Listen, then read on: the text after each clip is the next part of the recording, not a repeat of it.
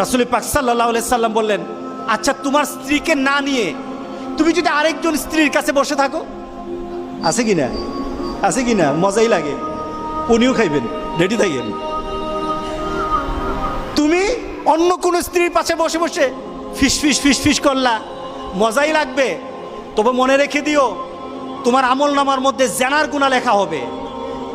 তুমি যতক্ষণ তোমার স্ত্রীর কাছে বসা থাকবে, জান্নাতের দরজাগুলি তোমার জন্য খোলা আরম্ভ হয়ে যাবে। আর যতক্ষণ পর্যন্ত পরস্ত্রীর সাথে বসা থাকবে, ততক্ষণ পর্যন্ত তোমার আমলনামার মধ্যে গুনাহ লেখা হবে কিনা। সাহাবায়ে কেরাম বলেন, ইয়া রাসূলুল্লাহ, অন্য স্ত্রীর সাথে বসলে তো গুনাহ তো হবেই, তাহলে তার উল্টাটা তোমার হালাল বউর সাথে বসলে, তোমার হালাল যাকে হালাল করেছো তার সাথে বসলে সব হয়ে যাবে। সুবহানাল্লাহ, সুবহানাল্লাহ।